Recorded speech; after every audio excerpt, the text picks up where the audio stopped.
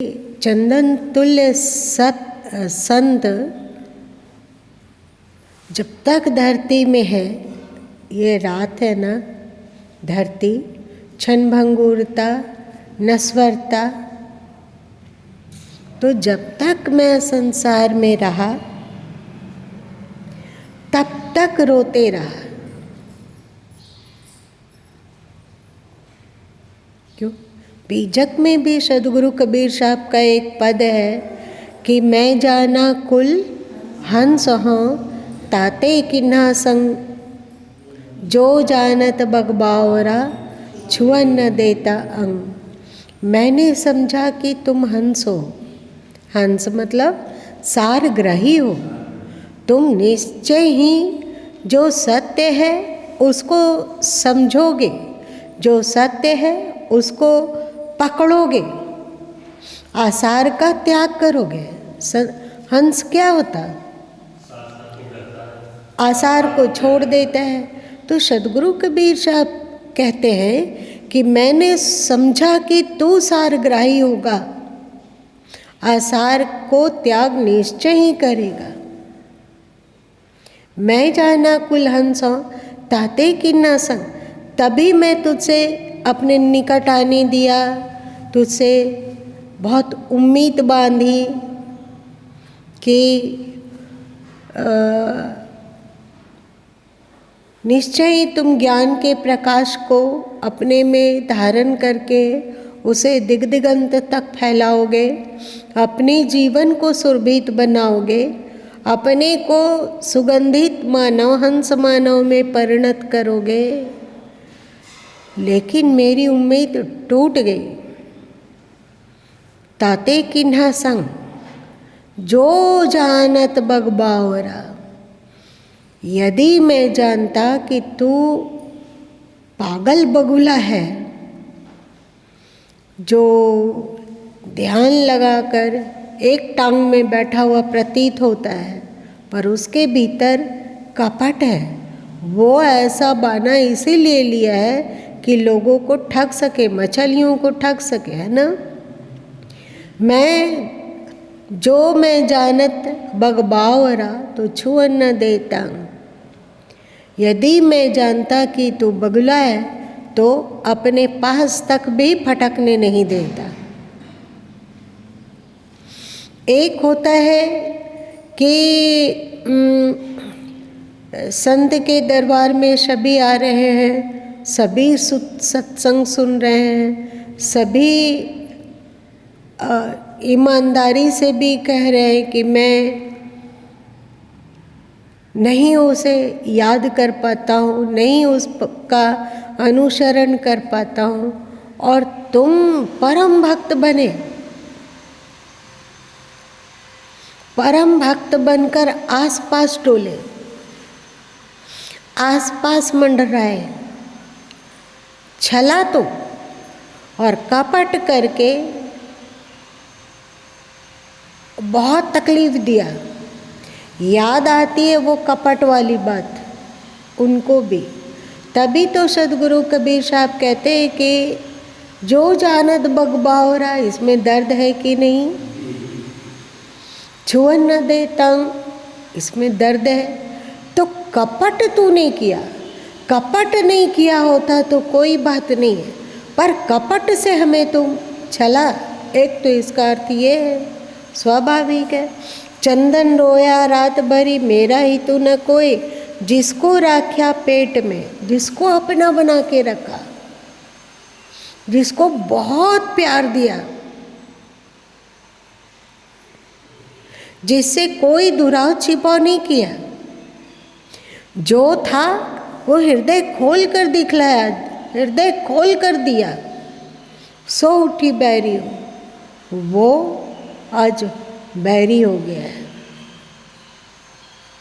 आज वो दुख देने वाला हो गया है, आज वो निंदक हो गया है, आज रंग बिरंगा प्रपंच करके ऐसी बात बोलता है, लगता है कि वो तो बहुत निकट रहा है, निकट रहा है संत के, तो वो जो बोल रहा है वो सच होगा। पक्का है उनका आचरण ऐसे ही होगा, वे वैसे ही जीवन जीते होंगे, हम लोग धोखा खा गए। वो अन्य शिष्य वर्गों में भी बहुत दुष्प्रचार करता है। अन्य जो अपना अच्छा मार्ग बना रहे हैं, जो उनके सत्संग से लाभ रहे हैं, उनको उनका कान भर भर के उसे बरगला देते हैं।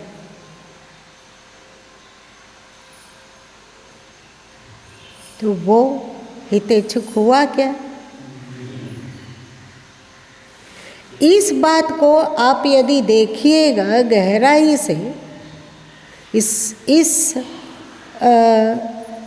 साखी के डीप में आप जाएंगे तो ये ऐसा हम सब के साथ व्यवहार में भी घटता है ना। तुम लोगों के देश में दुर्भाग्यवश सूर्य के रहते हुए भी बहुत सारे जुगनू टिमटिमाते चलते रहते हैं, और वे कहते हैं कि सूर्य क्या है, सूर्य को ना तो छू सकते हो, ना हाथ में ले सकते हो, ना उसके निकट जा सकते हो। प्रकाश हो तो मेरा, तू कहो तो मैं तेरे हाथ में बैठ जाऊं, टिम टिम चमकूं,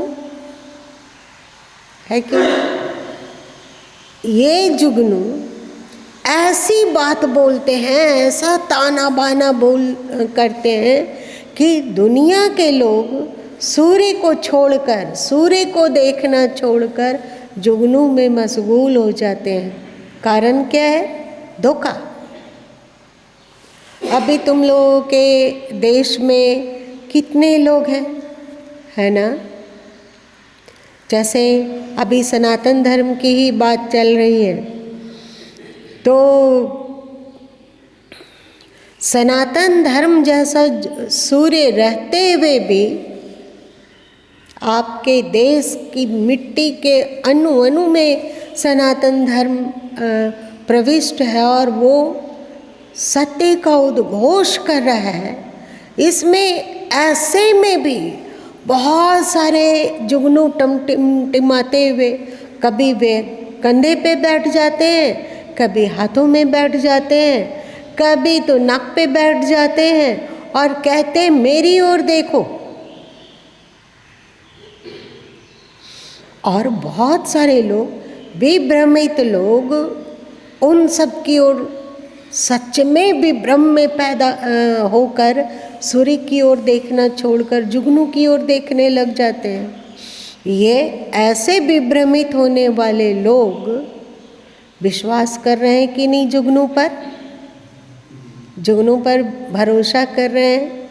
ये जुगनू, चाहे उसे तुम इस्लाम कह लो, चाहे तुम उसे ईसाई कह लो, और अभी के समय में इसी तरह का कार्य हम सब के ही बीच में रहने पलने अपने कहलाने वाले लोग, भले वो उसे आप बौद्ध कह लो या अन्य कुछ भी नाम दे दो, तो वो कहते हैं कि हम तुम्हारा हितु हैं।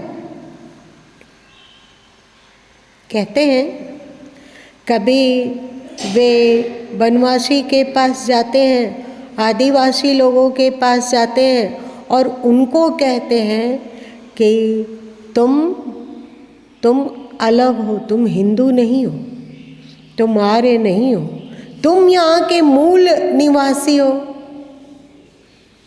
कहते हैं मूल निवासी हो तुम। ये लोग हिंदू लोग बाहर से आए और तुम लोगों को दबा दिए, तुम हिंदू तुम्हारे दुश्मन हैं और तुम उन लोगों के धोखे में पड़े हुए हो, तुम हिंदू हो ही नहीं। कभी आदिवासी के पास जाते हैं यही बात बोलते हैं, कभी बनवासी के पास जाते हैं यही बात बोलते हैं, कभी भीलों के पास चले जाते हैं और उनके दिमाग में भरते हैं, उनके दिमाग में भरने लग जाते हैं कि तुम हिंदू नहीं हो, तुम कोल भील रहे हो, वन में निवास करने वाले रहो, ये सब तो विदेशी है। ये सब हिंदू लोग तो आक्रांता है जो तुम्हारी धरती पर आकर बस गया और तुम्हें लूटा। तुम हिंदू नहीं हो। वे भील यदि उसके झांसे में आ जाए तो क्या करेंगे? कितने हितैच्छुक बन गए हैं। देखिए कितनी चिकनी चुपड़ी बातें करते हैं। ऐसा लगता है कि भीलों के सबसे सगे यही लोग हैं। चाहे वनवासियों के, आदिवासियों के सबसे सगे यही ईसाई लोग हैं। लगता है कि नहीं? कि नहीं भाई, ये हमारे अपने, हमारे हित की बात करते हैं। शुरू में उन लोगों के सामने कभी लड्डू परोस देते हैं, कभी पेड़ा परोस देते हैं और जादू टोना करने का नाटक करते हैं, प्रार्थना का हवाला देते हैं, तुम्हारा रोग दूर हो जाएगा ऐसा दलील देते हैं और दिमाग को बिल्कुल विभ्रमित कर देते हैं। करते हैं कि नहीं? जो भी आके यहाँ बैठो तो मोबाइल को बाहर रखो,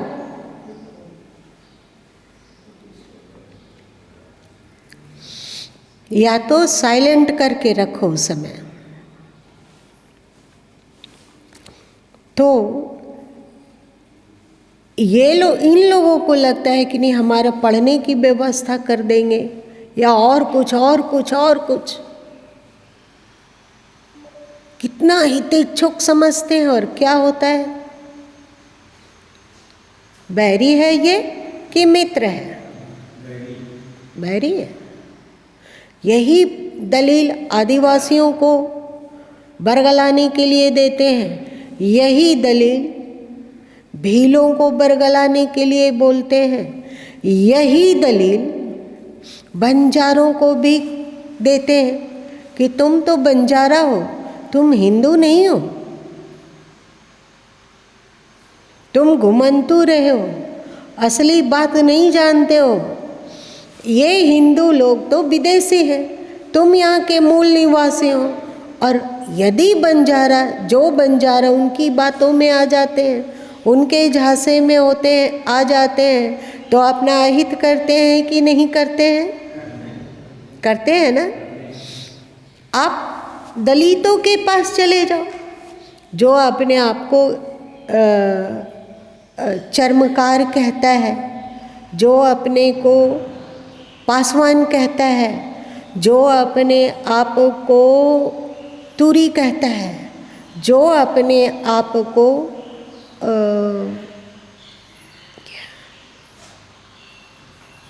डोम जाति का कहता है, उनके पास भी जाते हैं और उनको भी यही पुरानी पट्टी पढ़ाते हैं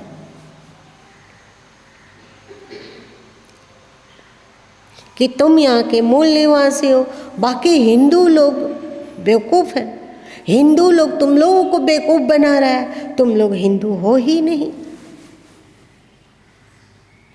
ऐसा ऐसा दलील, ऐसी ऐसी बातें बोल बोल के दिमाग को सड़ाता जाता है, सड़ाता जाता है, अपने ही लोगों को दुश्मन बना देता है। हमारे भाई बंधु को हमसे चिनकर वे हमारे विरुद्ध प्रयोग करने लग जाते हैं। करते हैं कि नहीं? आपके देश में अभी मुस्लिम चाहे जितना भी हो, उसमें कितने अरबियन होंगे, कितने बाहरी लोग होंगे। सबके रगों में तो हिंदू रक्त ही दौड़ रहा है कि नहीं? संभवतः 92 नहीं, 95 नहीं, 98% मुसलमानों के रगों में हिंदू रक्त ही दौड़ रहा है, आर्य रक्त ही दौड़ रहा है। उन लोगों को बरगलाया गया, उन लोगों को डर दिखलाया गया, उन लोगों को कहा गया कि मरने के लिए तैयार हो जाओ अथवा इस्लाम स्वीकार करो। जितने लोग अभी मुस्लिम बने हुए हैं उसमें से लगभग 85 से 90% लोगों को भय से उनके पूर्वजों ने इस्लाम स्वीकार किया था। इस्लाम क्या कर सकता है, उसे आप लोग कश्मीर के इतिहास 1989-90 उस समय के इतिहास खोलोगे तो रोंगटा हिल जाएगा। जीवित ही कितने लोगों को जला दिया गया,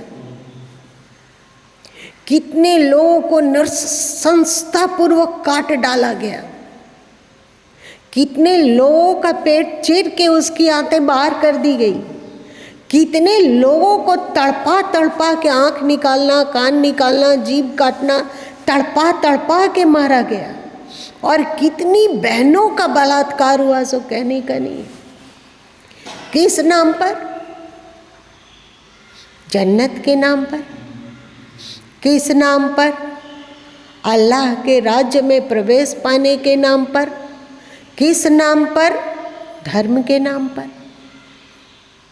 और जो ये हरकत कर किए कश्मीर में, क्या वे कभी हिंदू नहीं थे? अगर वे हिंदू रहते तो क्या इतने बड़े खतरनाक असुर बन पाते? बनते? क्या किए वे? अपने पैर पे कुल्हाड़ी मारे कि नहीं? आज वे धर्मात्मा क्या एक अच्छा इंसान भी नहीं बन पाते, क्योंकि उनके भीतर केवल नफरत, इस्लाम के अतिरिक्त जो है उसके प्रति नफरत करो। कौन बरगलाया उसे? कैसा पागल बना दिया लोगों ने। जन्नत की इच्छा, हूरे की इच्छा। अरे भाई, एक हूरे को तो संभाल नहीं पाते हो तो 72 हूरों को संभाल लोगे? पागल हो जाओगे। ये कितनी बड़ी असुरता। कभी न कभी उनके शरीर के में बहने वाला ऋषि रक्त जरूर उबलेगा, और वो जरूर पुकार के कहेगा कि देख तेरे जीवन की हालत क्या हो गई इंसान। देखो, तुम अपने जीवन में झांक कर देखो। कल तक जो वसुधैव कुटुंबकम की बात करते थे, आज तुम अपना धर्मांतरण करके क्या बन गए?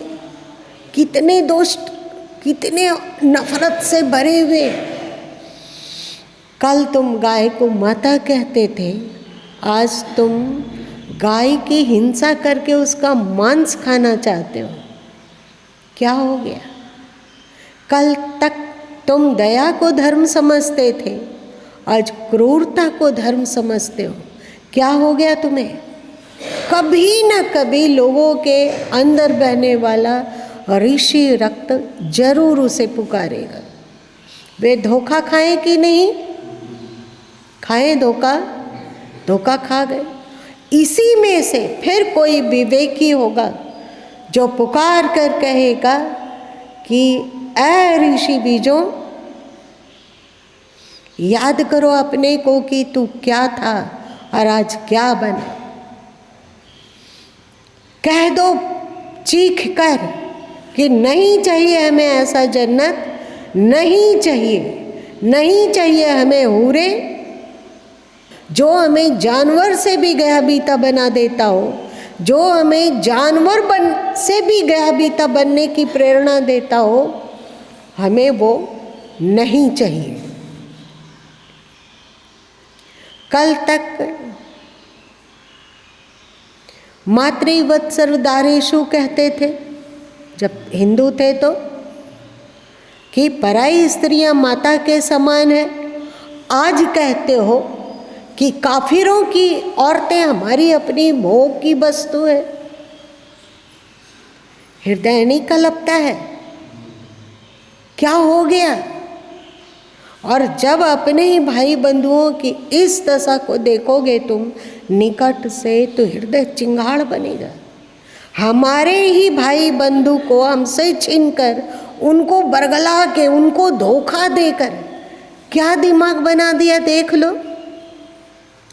अपने ही पूर्वजों का दुश्मन, अपने ही लोगों का दुश्मन, अपनी ही धरती का दुश्मन बना दिया, बनाया कि नहीं? लड़ने झगड़ने मार काट के क्या सिखलाया? कल तक जिनके पूर्वज मंदिर निर्माता थे, आज वे मंदिर ध्वंसक हैं। कल जिन पूर्वजों पे उनको गौरव था, जिस राम पे, जिस कृष्ण पे, ऋषियों पे,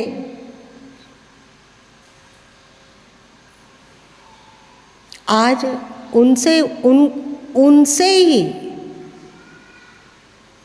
इनके प्रति, रामकृष्ण इत्यादि के प्रति नफरत भरा गया। हुआ कि नहीं?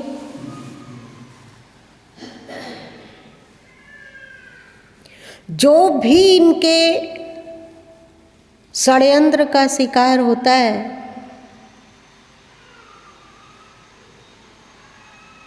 वो सब बैरी हो जाता है। जिसे सनातन धर्म, हमारे ऋषि मुनि, ये भारत की दिव्य भूमि अपने गोद में, अपने आंचल में समेट कर रखें कि नहीं? रखें कि नहीं? फिर से पढ़ लो। क्या ये साकी उस ओर नहीं इशारा कर रहा है? पढ़िए फिर से इस साकी को।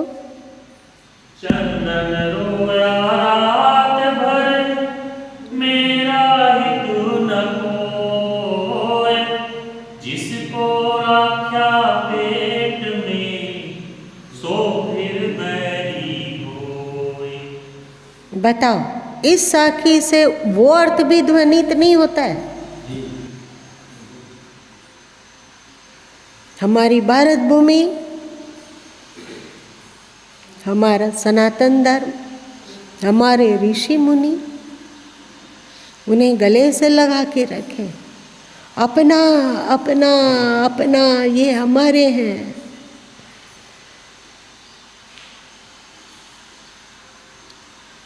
जिनको वे हितेच्छुक समझे, आज वे उठकर बैरी बन रहे हैं, चाहे कोई भी हो। अब वो राम कृष्ण अथवा भारत में उद्भूत संतों की ओर देखना नहीं चाहता है। देखना चाहता है आप कोई विदेशी संत उनको उनके आगे परोस दिया जाता है। विदेशी संतों को मानना गलत नहीं है। सभी संत ईश्वर को, ईश्वर से ही शक्ति पाते हैं।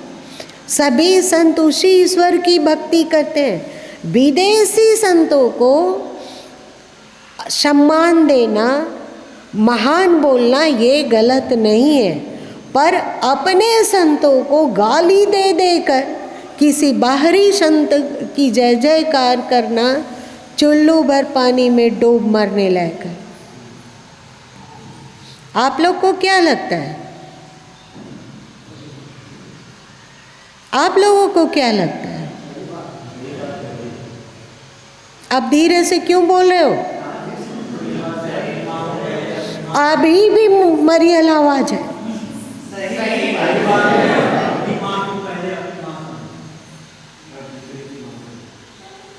अपनी माँ को गाली देकर, अपनी माँ को चीर फाड़ कर तुम बाहर की पड़ोस की औरतों को मामा कह के उसका पैर पलटते हो, ये गलत नहीं तो और क्या है?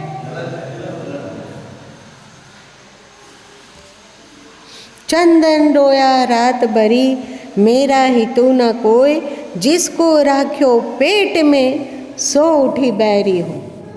एक ये अर्थ है, और दूसरा एक और अर्थ है। साधारण रूप से 2 लाइन में उसे बता दे रहे हैं।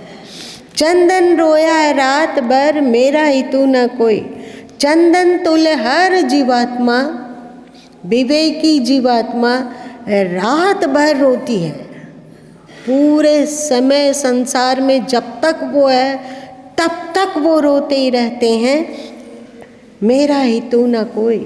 मेरा कोई शुभचिंतक नहीं है, कोई भी मेरा भला चाहने वाला नहीं है। जिसको राख्यो पेट में, जिस भी विकार को सुख की इच्छा से अपने भीतर रखा, चाहे काम हो, चाहे क्रोध हो, चाहे लोभ हो, चाहे मोह हो, चाहे अहंकार हो, इसे अपना करके पेट में रखते हैं कि नहीं? हम लोग रखते हैं। अभी हम लोग मोह में मोहित होते हैं कि नहीं कि ये मेरा परिवार है। तो ये मोह को आप अपने पेट में भर के रख रहे हो, तो क्या ये आपका बैरी नहीं है?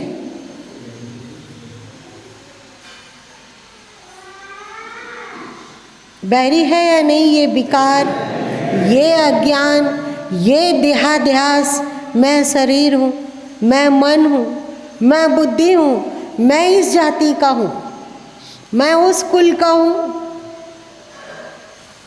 इसको पेट में हम लोग रखते हैं। लेकिन यही बैरी होता है और बार बार जन्म मृत्यु आवागमन की चक्की में पीसता है। दो पाटन के बीच में साबित बचाना। ठीक, आपको अरुण भैया अपना अर्थ समझ में आ? दोनों ही अर्थ। चल, आज इतना ही रहने।